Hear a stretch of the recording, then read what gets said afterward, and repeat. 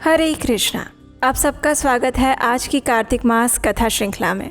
आज 30 अक्टूबर 2025 गुरुवार है और ऐसे ही पावन, सुमधुर और अत्यंत मंगलमय दिवस पर कार्तिक मास की इस प्रातःकाल बेला में आइए आज की कथा का श्रवण करते हैं।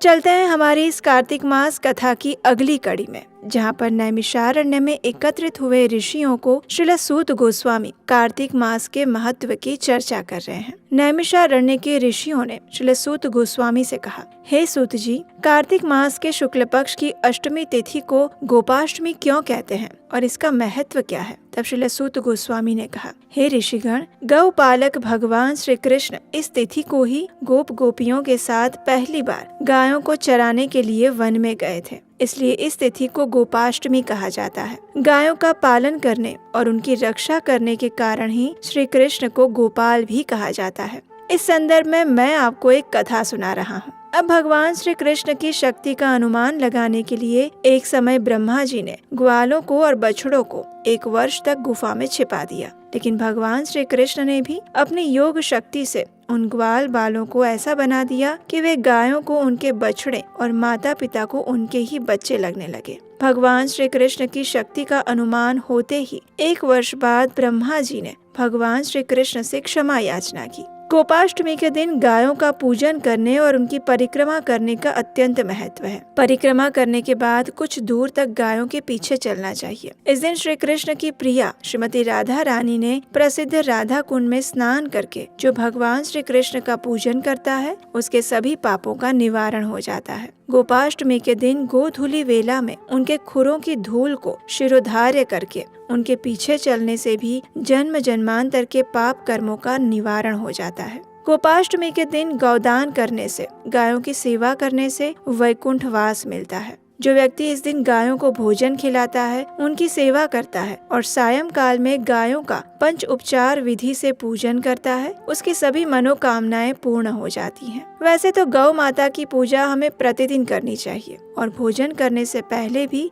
गौ माता के लिए 1 रोटी अवश्य बनानी चाहिए, उन्हें खिलानी चाहिए। गाय माता हमें दूध, दही, घी, छाछ और यहाँ तक कि गौमूत्र प्रदान करती हैं, जो सभी स्वास्थ्य वर्धक होते हैं और इसलिए हम गौ माता के ऋणी हैं। हमें उनका सम्मान और सेवा करनी चाहिए। भगवान कृष्ण ने भी अपनी बाल लीलाओं में हर प्रकार से गौ माता की सेवा की थी। कलयुग में हम गौ माता की सेवा करके सभी देवी देवताओं का पूजन करते हैं। अगर व्यक्ति गोपाष्टमी पर गौशाला के लिए दान करता है, गायों की रक्षा के लिए प्रयत्न करता है, तो गोपाष्टमी का पर्व सार्थक हो जाता है। उसका फल भी हजारों गुना अधिक प्राप्त होता है। गौधन की रक्षा में तत्परता से लगना चाहिए, तभी गोविंद यानी गोपाल की पूजा सार्थक मानी जाती है, क्योंकि भगवान श्री कृष्ण को भी गायों के प्रति अत्यंत प्रेम था। गोपाष्टमी पर गायों और उनके बछड़ों को सजाया जाता है, उनकी पूजा की जाती है। गायों और बछड़ों की पूजा करने की ये प्रथा महाराष्ट्र में गोवत्स द्वादशी के रूप में भी मनाई जाती है।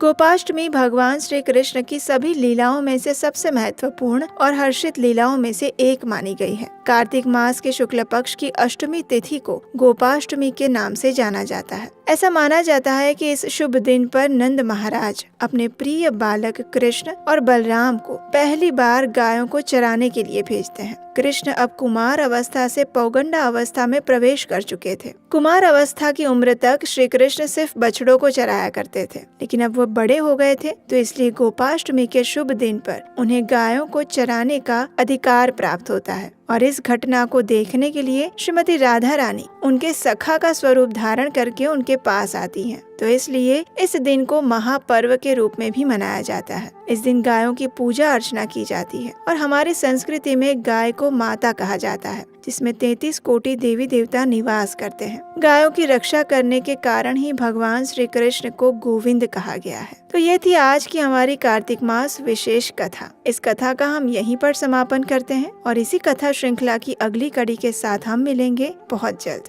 गोपाष्टमी के पावन पर्व की आप सभी को शुभकामनाएं। आज के दिन अधिक से अधिक गाय माता की सेवा कीजिए, उनके लिए कुछ दान दीजिए, उन्हें भोजन करवाइए, उनका सम्मान करिए। इससे भगवान श्री कृष्ण अत्यंत प्रसन्न होंगे। और इस कथा को अपने मित्रों और परिवारजनों को भी शेयर कर दीजिए, ताकि उन्हें भी आज की इस कथा श्रवण का पुण्य फल प्राप्त हो। आइए अब हम सुनते हैं मन और हृदय को दिव्य आध्यात्मिक आनंद प्रदान करने वाला ये सुंदर हृदय स्पर्शी दिव्य भजन।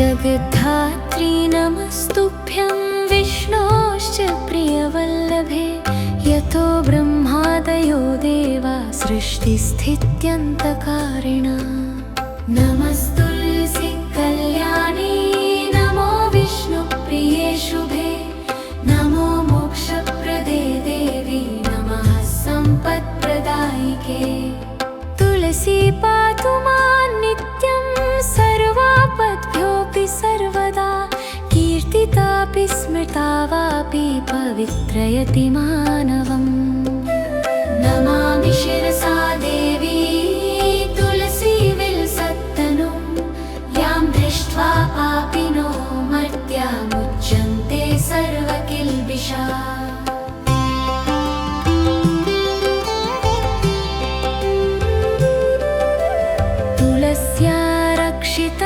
सर्वं जगदेतच्चराचरं या विनिहन्ति पापानि दृष्ट्वा वा पापिभिर्नरैः नमस्तुलस्यतितरां यस्यै बद्ध्वाञ्जलिं कलौ कलयन्ति सुखं सर्वं स्त्रियो वैश्यास्तथा परे तुलस्या न परं किञ्चित् दैवतं जगतीतले यथा पवित्रितो लोको विष्णुसङ्गेन वैष्णनः तुलस्या पल्लवं विष्णोः शिरस्यारोपितं कलौ आरोपयति सर्वाणि श्रेयांसि वरस्तके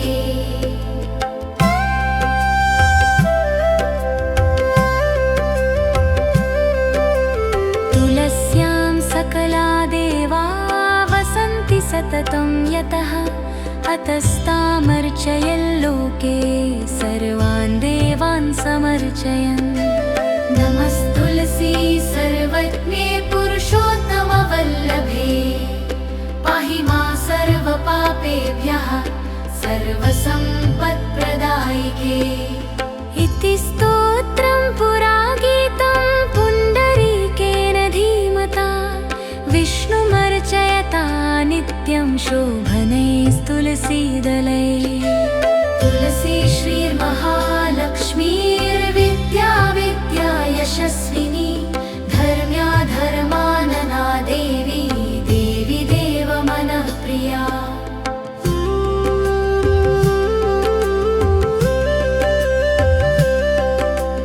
लक्ष्मी प्रिय सखी देवी द्यौर्भूमिरचलाचला षोडशैतानि नामानि तुलस्या कीर्तयन्नरः लभते सुतरां भक्तिमन्ते विष्णुपदं लभे तुलसी भूर्महालक्ष्मी पद्मिनी श्रीहरिप्रिया तुलसी श्रीसखी शुभे पापहारिणी पुण्यदे नमस्ते नारदनुते नारायण मनः प्रिये इति श्रीपुण्डरीककृतं तुलसी स्तोत्रं सम्पूर्णम्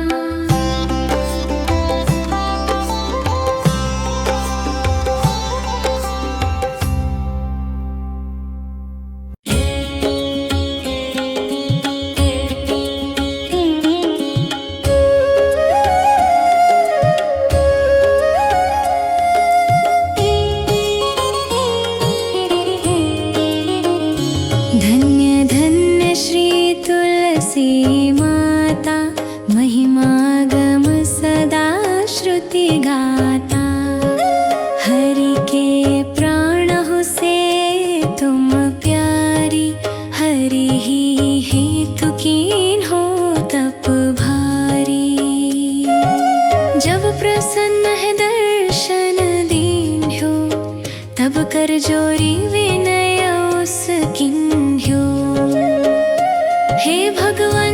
संत मम हो दीन जानी जनी छाड़ा हूँ छो सुनी लक्ष्मी तुलसी की बानी दी हूँ श्राप कध पर आनी उस योग्य वर मांगन हारी हो विटप तुम जड़ तनुधारी सुनी तुलसी ही श्रुप्यो तहि धामा करहु वास तुहु नीचन धामा दियो वचन हरि तब तत्काला सुनहु सुमुखी जनि होहु बिहाला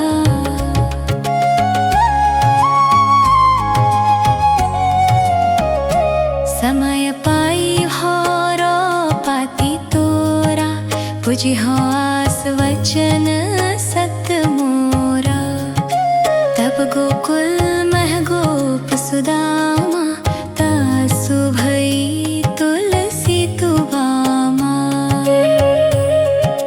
कृष्ण रास लीला के माही राधे शक्यो प्रेम लखी नाही दियो श्राप तुलसी तत्काला नर लोक ही तुम जन्महु बाला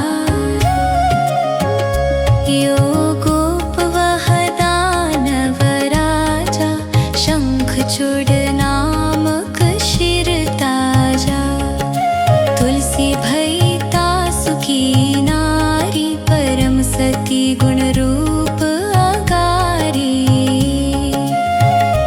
असवै कल्प बीत जब गयो कल्प तृतीय जन्म तब भयो वृंदा नाम भयो तुलसी को असुर जलंधर नाम पति को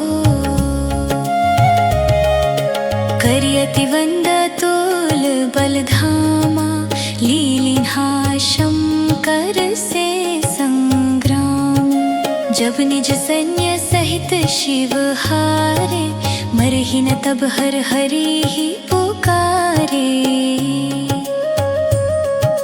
पतिव्रता वृंदा थी नारी को न सके पति ही संहारी तब जलंधर ही भेष बनाई वृंदा ढिग हरि पहुँचो जाई शिव हित लहि करि कपट प्रसंगा कियो सतीत्व धर्म तो ही भंगा भयो जलंधर कर संहारा सुनी उर शोक उपारा तिहि क्षण दियो कपट हरि टारी लखी वृंदा दुख गिरा उचारी जलंधर जस हत्यो अभीता सोई रावण तस हरहि सीता अस प्रस्तर सम हृदय तुम्हारा धर्म खंडी मम पति ही संहारा यही कारण लही श्राप हमारा होवे तनु पाषाण तुम्हारा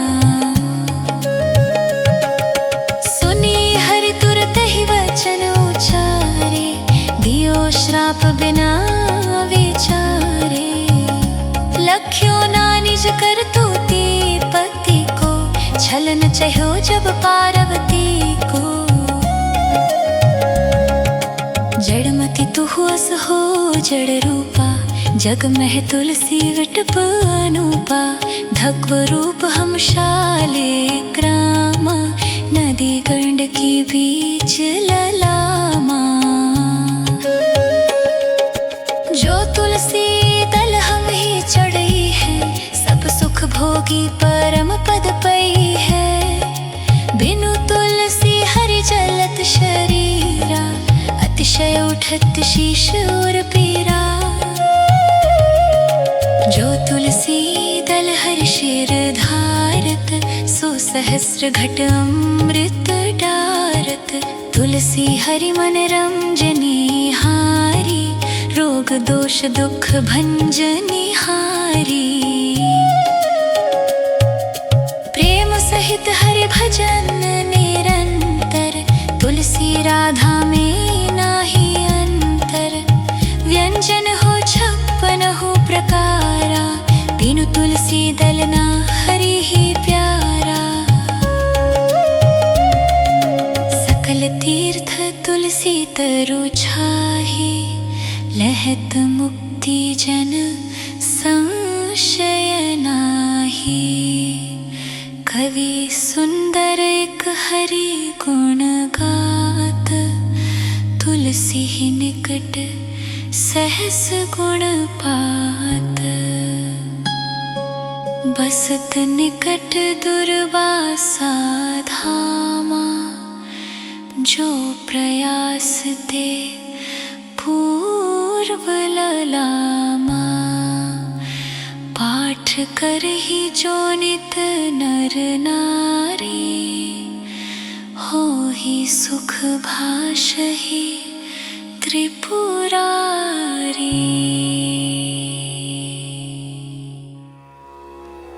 जय जय तुलसी माता, सब जग की सुखदाता। सब योगों के ऊपर, सब भोगों के ऊपर, रुज से रक्षा कर भात्राता। जय जय तुलसी माता।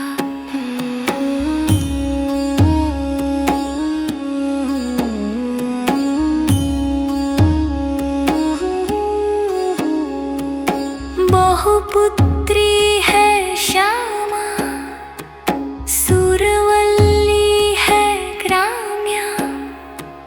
विष्णु प्रिय जो तुमको सेवे, सो नर तर जाता।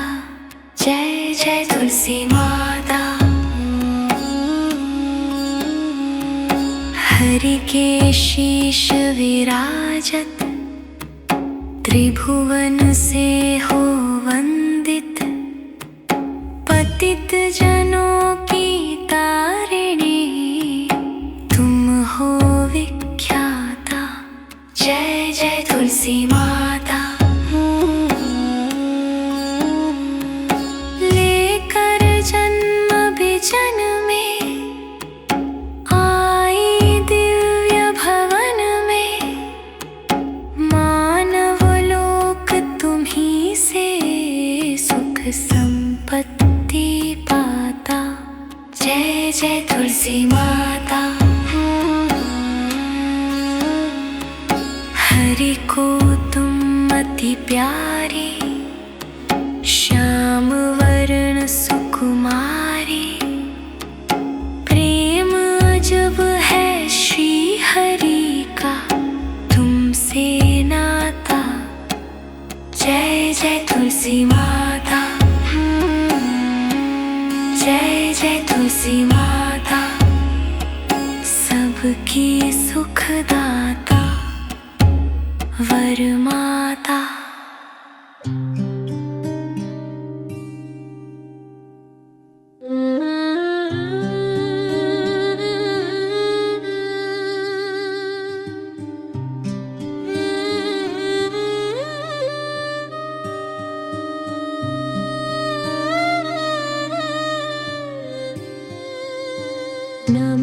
नमामीश्वरं सच्चिदानन्दरूपं,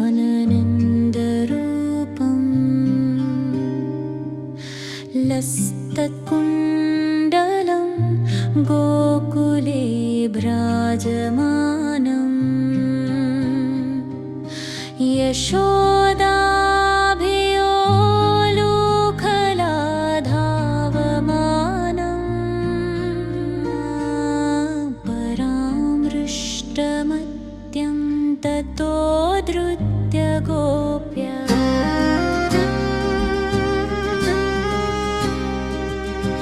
रुदन्तं